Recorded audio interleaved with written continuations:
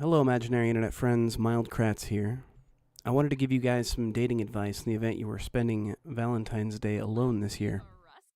Unfortunately, I didn't have the time to go out and get all the footage of me successfully scoring dates and phone numbers, so I had to simulate it using the most advanced piece of technology at my disposal. I started out by creating the most true-to-life virtual representation of myself I could make. Nope, not him. Nope. Hey, pretty close. It was difficult getting the exact definition of my musculature using the limited tools available to me, but I still arrived at something pretty close.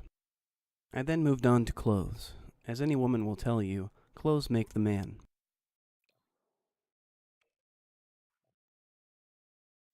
You may have seen me cycling through a number of somewhat childish-looking bicycle helmets. I was considering these as a way of conveying the importance of safety and protection, and hoping it would project the idea that I can provide these things for a romantic partner. But I eventually settled on a fast food employee hat. That's because my virtual representation, while currently unemployed, knows that women can't resist a man in uniform. I realize that sentiment more commonly refers to military, police, or a firefighter's uniform. You know, occupations that imply bravery, heroism, honor, and chivalry. But I think together, my virtual self and I can prove that anything will work in a pinch. As I stated earlier, clothes make the man, but personality traits are critical for the positive reception of a respective partner. I chose gloomy because it appeals to a woman with a strong sense of empathy. If you can't woo her into loving you, perhaps you can spring the old pity trap. None of the artistic traits struck my fancy, as I don't think women evaluate men on the depth of their character or their longing of their soul. So I just moved right on to insane. Insanity is just a different word for spontaneity, and women love a man who is spontaneous. You never know when a guy like Virtual Kratz here might jump out of your closet with a fire axe, or steal a lock of your hair when you're sleeping. But that's exactly the point. Spontaneity is never a bad thing, guys. Lastly, I chose bro, because ultimately women mostly want their space. It's never good to crowd a new love interest by making it seem like you'll ever be more interested in her than the boys. Trust me and my bros are all like this, and most of us are still perpetually single. Looking good, Virtual Kratz. After I was imagined to life, I spent a bit of time getting acclimated to my new environment.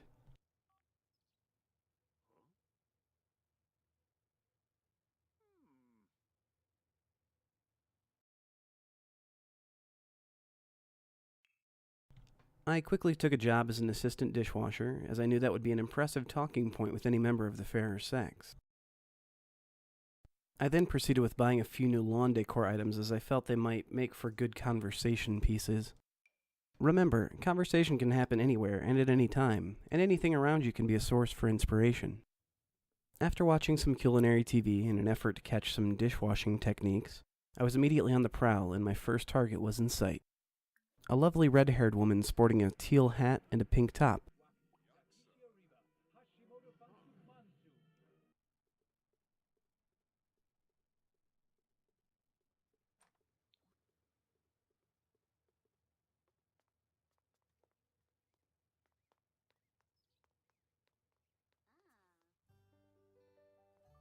Despite her obvious lack of fashion sense, I was pretty desperate to put my bulletproof system for meeting women to the test.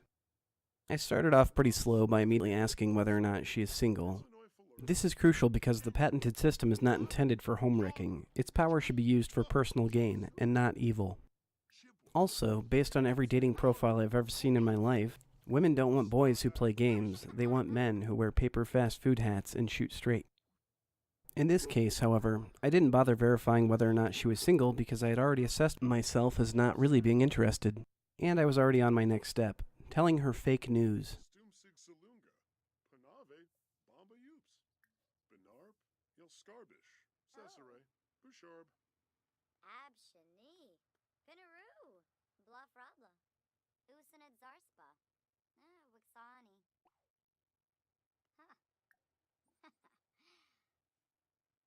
Nothing lets someone else know that you have a fantastic sense of humor, quite like when you tell them someone they care about has died horrifically in a flaming car crash. I can't ascertain as to why, but the red-haired woman was pretty immediately trying to leave after that. My guess is that she had some important business matter to attend to, and there's nothing less attractive than someone standing in the way of your plans. So, after trying to force a little more conversation, I finally let her go. Then, for an instant, it was back to watching TV. I was feeling pretty fired up over the recent success of that romantic repartee, so I switched it to the romance channel for a few moments before my porch overfloweth with a bevy of available bachelorettes. Oh, and some random guy, also. I met another flaxen-haired maiden in the middle of the street, and having already thrown all caution to the wind, I quickly moved into one of my other patented moves, the hip-to-hip side conversation. I again wasted no time in asking her whether or not she was single. She explained to me that she was married, and that concluded any interest I had in her as a human being, so I went back to my house to greet the other visitors. For reasons I've already stated, I immediately asked the relationship status of all of my new guests before allowing them into my house. It was finally time to unleash my greatest romantic scheme and reveal the pivotal and arguably only necessary step for romancing the woman of your dreams. Or in this case, one of the random women in my house. Breadsticks.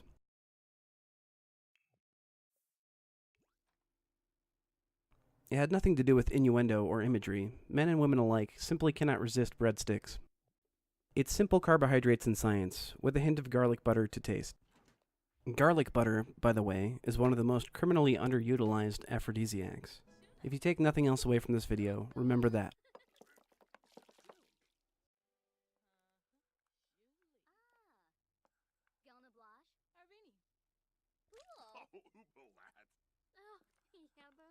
Continue to whip the batter for the breadsticks until your arm gets tired, and then put it in the oven.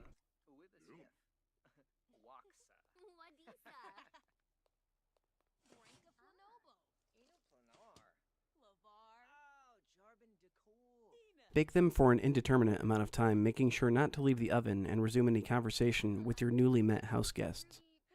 They will know everything they need to know about you based on your baking, guaranteed.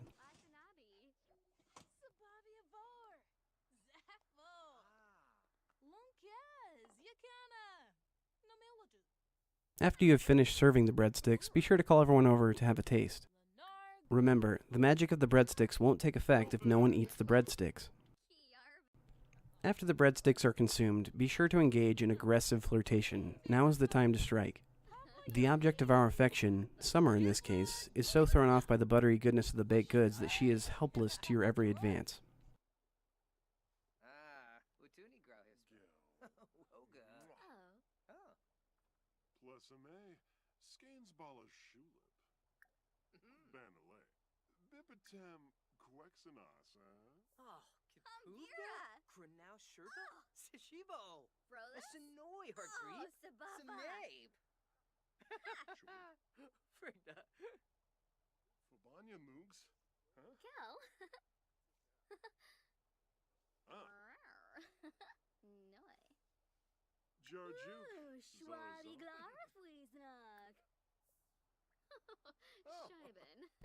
This results in a beautifully executed first kiss. Truly wonderful.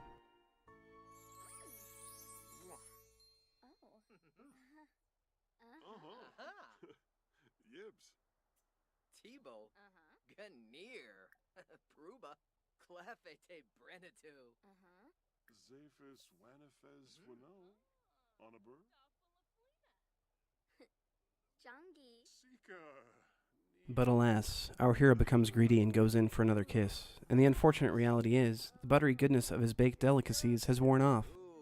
The spell has a very limited effect on people, so unless you're willing to keep the carbs coming, you should really try not to go overboard with this technique. The other mistake he's made is relying too heavily on the just keep your left hand out in front of you at all times technique.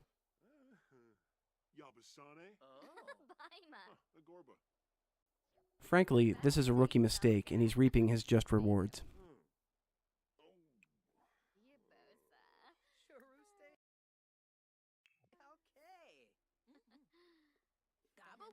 Frantically, Virtual Kratz takes to the kitchen in order to make more breadsticks, but the magic is gone. His God-given ability hath been revoked. He tries sugar cookies. He tries brownies, but his hand is still stuck out in front of him.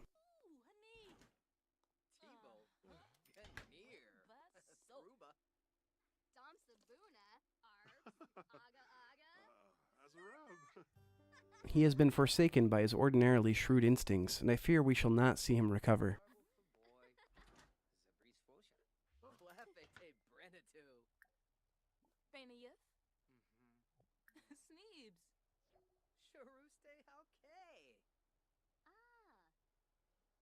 In desperation, he tries to show off by using his now paralyzed hand to eat a breadstick, which he miraculously teleports into his mouth. It's an amazing feat to behold, but Summer is still left unimpressed and feeling quite awkward.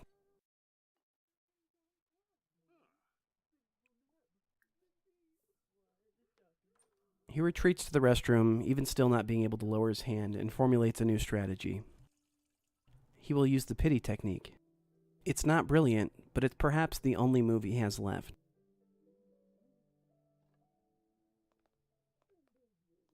Narrowly remembering to wash his left hand, he exits the bathroom and chases Summer out to the front porch, where he shares his melancholy thoughts before again trying to use one of his quick-witted pickup lines. She remains unimpressed. Surely virtual Kratzer will remain heartbroken the remainder of his days, and with his hand now inexplicably frozen 6 inches in front of his chest. What a cruel fate to befall anyone, let alone someone with such righteous ambition. I pray this not happen to you this Valentine's Day. Just remember him for his successes and learn from his failings. Make the breadsticks, but do not rely on holding out your left hand, as it may become stuck that way for no reason. And, of course, if all else fails, garlic butter.